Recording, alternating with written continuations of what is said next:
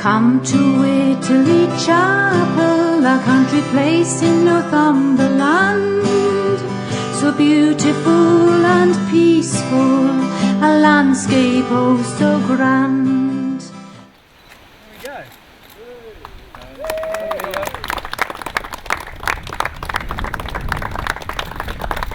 Ladies and gentlemen, I'd like to present Lord Allendale a little book on behalf of the project and say thank you very much. And it's good to see our ancestors are in good shape. It's been a brilliant project to work on, not least because of a great team of people. Everybody's been really enthusiastic and shown a lot of commitment to the project.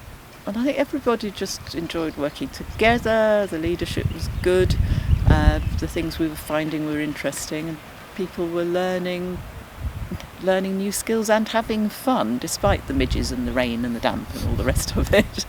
I work next door to David, happened to pull me off my horse one day and say, "Oi, come and join in." Pam Forbes, the wife of our chairman, said to me, "Can you cook, Pat?" I said, "You cheeky thing, of course I can cook." She says, "Well, how about if you take over the Heritage Cook-Off?"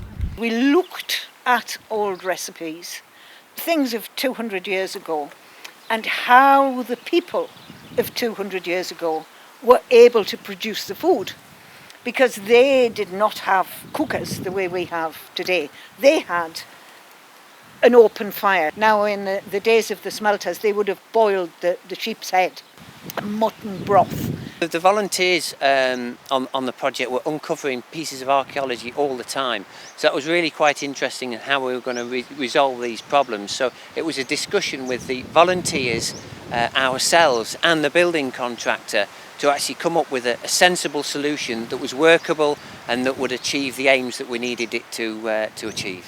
Obviously developed my archaeology skills. I hadn't done much industrial archaeology on industrial sites before, so that's been something that's new. Because a lot of visitors to the show are not locals, so they had no idea at all about the arches or about the lead trade or about anything else. So we had classes. One of the classes was what do you think would have been in a carrier's bait bag as he walked 15 miles with his troop of Galloway ponies.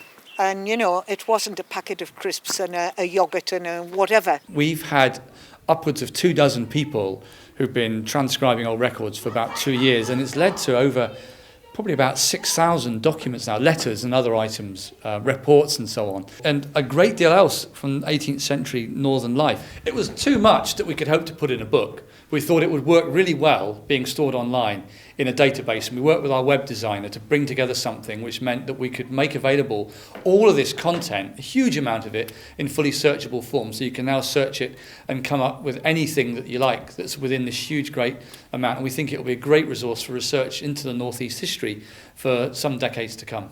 I did a day course on woodcut and woodcut printing, which was a fantastic thing to do. It's something I'd always wanted to do. But I think the whole project has been absolutely lovely, but I particularly like that art element because it is different. It's a different approach to historic heritage. It's allowing you to put your own imagination into it, and that's one of the things I really enjoyed about it. Studying the lead mining really brought it to life because it took me into the mines.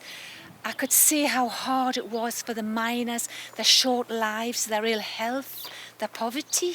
And I could see the distinction between the rich and the poor, how the rich benefited from the poor workers, and the poor little ponies, the Galloways, how they had to walk and travel so many miles with their packs, and they had wooden saddles, and they were carrying all this galena.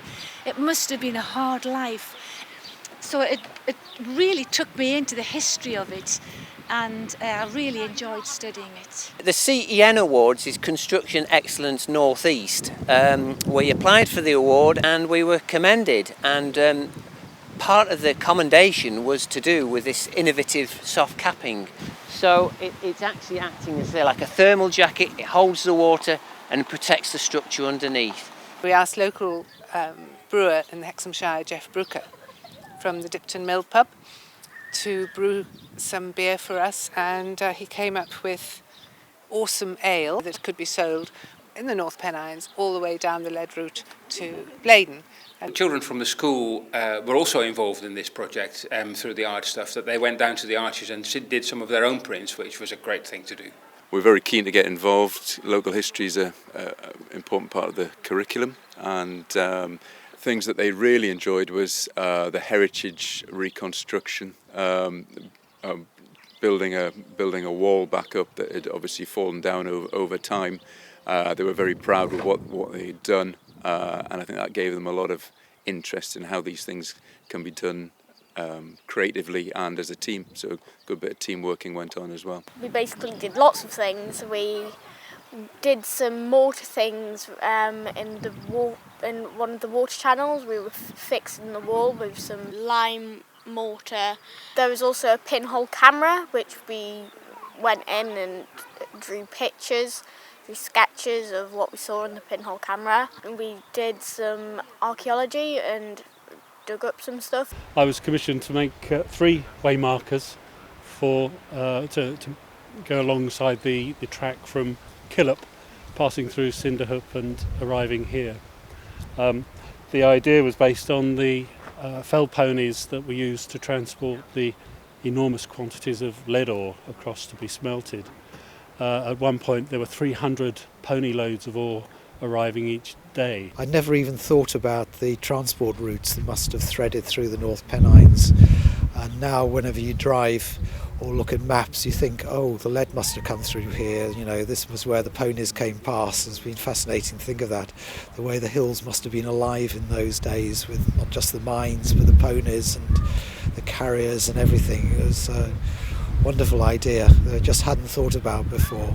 But I carry rubbish on my back. 2 sacks of it. Heavy as lead it is. And that's where it gets interesting, isn't it? Because lead is what we're here for. I'm no dumb animal, no sir. I'm here to tell you all about lead. The 3 H's. It's heavy, it hurts, and it's horrible. Good night. The play is all about the characters involved in the lead mining industry in the 17th and 18th and 19th century. Yes, I am Lady Diana Beaumont. The play is all about me, actually, Erasmus. Yes. Or it's a crease of the century. Or it's a person the gentry. Smelt it's the wealth of the land. And we've got nothing to make you grand. It's such an interesting thing to do because you just learn like so much. But I thought that's quite fascinating how far the Carrier's Way is as well. Yeah. You know, that how far the lead had travelled. The tongue and wise with the pen. The sum of money in the bank to me is all that matters. I am your humble servant, for my life will be entitled. Or it's a crease of the century. Or it's a person of the gentry. Smelt it's the